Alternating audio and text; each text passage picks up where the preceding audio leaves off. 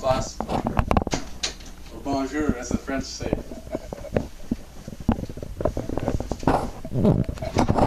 My name is Dr. Moses Xavier, and I will be your professor for the semester. To start off the year, I would like to talk about a fascinating topic and tell you about the 8 major invertebrate phyla and animalia. The first and simplest phyla I'm going to talk to you about today is Phyla Peripheral. In Latin, this means pore bearing, and an example of it would be the sponges. The next phyla is Phyla Cnidaria, which means nettle. An example of Cnidaria is a hydra, a sea anemone, and a jellyfish. The next phylum is Platyhelminthes. It means flatworm. An example of Platyhelminthes is the flatworm. Phylum Nematodes is next. It includes roundworms, and it means thread. Next is Phylum Mollusca, which means soft-bodied, and it includes clams, squid, and octopi. Phylum Annelida is next, and includes leeches and our common earthworms. It means little ring in Latin. Next is one of the biggest animal phylums, Phylum Arthropodia. It includes millipedes, centipedes, crabs, spiders, scorpions, and grasshoppers and bees. It translates to joint foot. The last phylum is Phylum Echinodermata. It translates to hedgehog, sea urchin, and skin. It includes starfish such as the king of thorns. Sorry, you have a question there, Jimmy? Sorry, would you say that, what are the body systems developed in each of the invertebrate phyla? Well, each phyla has different systems and some are more developed. Phylum Peripheral have no digestive system, circulatory, respiratory, or nervous systems. They are very basic and have not developed much. They're simple as it gets. Don't even have tissues. And Phylum Cnidaria has the start of a nervous system and basic nervous system, but has no respiratory or circulatory systems. This development has helped Cnidaria detect food with its nervous system. Its digestive system helps it to get nutrients from its food. Phylum Platyhelminthes has a nervous system with some cephalization, which is the start of a brain. It also has an excretory system. It has no respiratory, circulatory, or digestive system. Its slightly cephalized nervous system allows for better decisions. The excretory system allows for better removal of wastes. Phylum Nematoda has a nervous system, a better excretory system, the start of an open circulatory system, and the start of a respiratory system. The start of an open circulatory system along with a better excretory system helps the often parasitic nematodes to digest and excrete toxins more easily. Phylum Mollusca have a digestive, excretory, and nervous system, with a major nerve end and cephalization. It has gills for a respiratory system, and it also has a closed circulatory system in octopi. The mollusca's developed respiratory system allows them to get bigger because they have more oxygen in their circulatory system. The nervous system allows for them to be more intelligent. Phylum Annelida have a respiratory and closed circulatory system.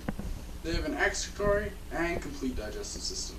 There is a nervous system present, but there is no cephalization. Annelids develop closed circulatory system makes them more efficient. Phylum Arthropodia has a digestive, respiratory, excretory, and closed circulatory system. They have a nervous system with cephalization. They are very developed and very complex. Phylum Echinodermata also have a digestive, nervous, excretory, respiratory, and closed circulatory system. They are very developed, and like Phylum Mollusca, Annelida, and Arthropodia, have fully developed systems that have allowed them to thrive. Oh, hey Bobby, you had a question? Sorry, you said you wanted to see a diagram of the evolutionary tree of invertebrates? Yeah. Alright, I'll just pull it up on my MacBook Pro. So we got our Phylum Peripheral, which is right at the beginning of the tree. You see, it doesn't even have true tissues. It's a acoelomate, and it has asymmetrical symmetry. It's very basic. And then as you move up the tree, you have Phylum Cnidaria, which is also an acoelomate, but it has radial symmetry. It's slightly more advanced, still lower down, but it does have true tissue. And then right here, the branch of the tree, you get Platyhelminthes, which they still have no body cavity. They're still acoelomate, but they have bilateral symmetry, which is better than radial symmetry because then you can move around faster, but we'll get more into that later. And then you have phylum Nematoda, which is a pseudocoelomate. It's transition right on the simple side of the tree, but it's getting up there. It has a fake gut, and it is also bilateral symmetry. And then right up here in the middle, we have phylum Mollusca, which is the first coelomate, and it has asymmetrical symmetry and radial symmetry, and they're quite smart and they're more advanced. And then from that you branch off, and we have phylum Annelida, and it has bilateral symmetry and coelomate, but it has segmentation, which really helps it along. And then we also have Arthropoda, which also has segmentation, bilateral symmetry, and a coelomate. And then over here we have Ectodermata and Chordata, and Ectodermata has pentaradial symmetry, and it's also segmented, which is a big help. And then phylum Chordata we won't really get into. Susie, you said you had a question too? You wanted to know, you heard someone saying that the organisms change their symmetry and kind of goes up the scale. Well, your friend who's telling you that, they're very correct. The different phyla are all symmetrical in different ways. There's asymmetrical, which are very poor movers and usually sessile. There's no plane around their body. An example of asymmetrical animal are sponges. Then there's radial symmetry, which is when there's a central disc, and then all the symmetry radiates around that. The different phyla are all symmetrical in different ways. There's asymmetrical, which are very poor movers and usually sessile. There's no plane around their body. An example of an asymmetrical animal are sponges. Then there's radial symmetry, which is when it repeats around a central disc. Radial symmetrical animals have no real head and they're slow movers. An example of an animal with radial symmetry is a sand dollar, and a starfish which has pentaradial symmetry. Bilateral symmetry is when you can split it down the middle and a mirror image of both sides. These are the top dogs. Animals with bilateral symmetry are good movers and can change direction easily. Bilateral symmetry animals can be split into 5 sections: anterior, posterior, dorsal, ventral, and lateral. An example of an animal with bilateral symmetry would be us humans and also crabs. You can see I have some crab shells up here.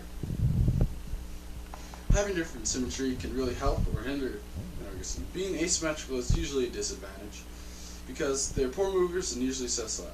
Having radial symmetry is usually better than asymmetrical because you move around, but when you have radial symmetry, you have no real head, which means that there's usually no cephalization.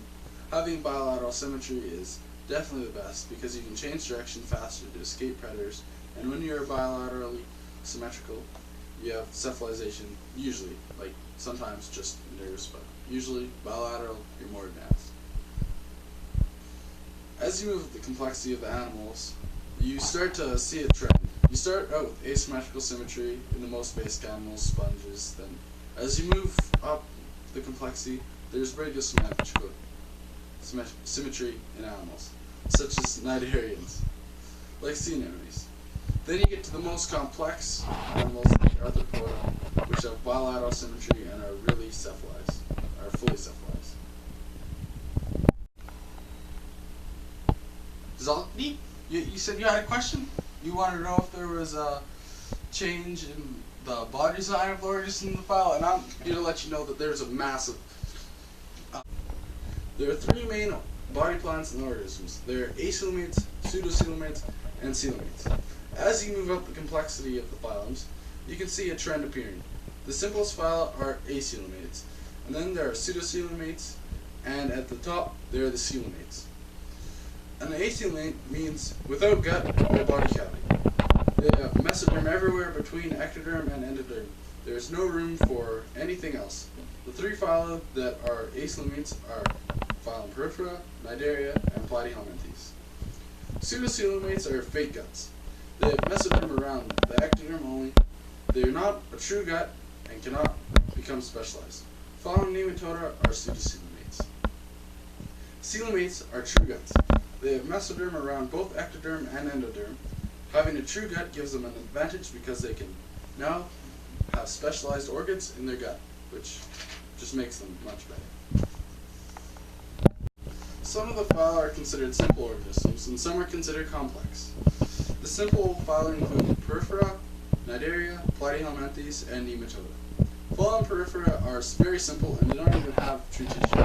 They're very basic. Phyla, Porifera, Cnidaria, and Platyhelminthes are all acoelomates. They have no gut and no room for organs, which means they can't have full systems. Phyla Nematoda is considered a transition phyla. It is right in between simple and complex, but because it does not have a true gut, it is a fake gut. It is a pseudocoelomate, not a coelomate.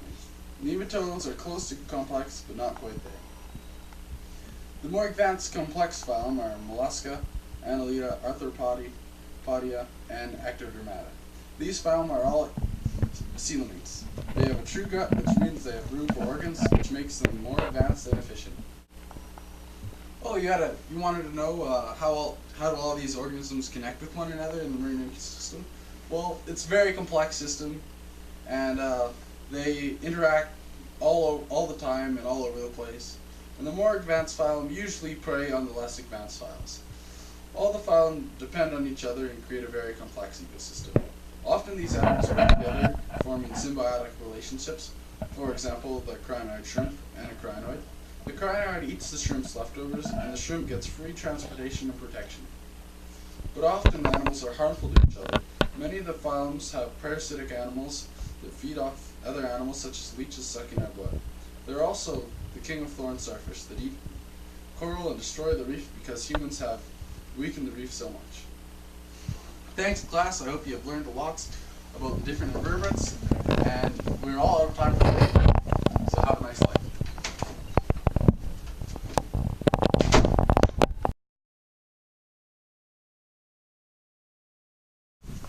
$1 a day. You can sponsor this little boy, Zaring Deep, and his dog, Journey.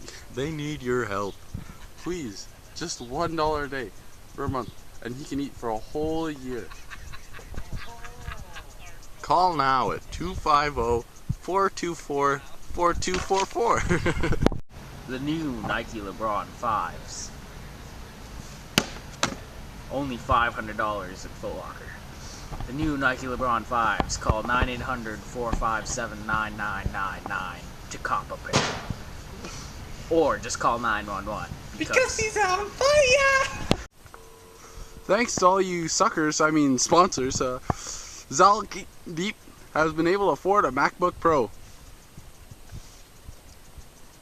Unfortunately, his dog Journey has gotten a parasitic nematode and has to be put down.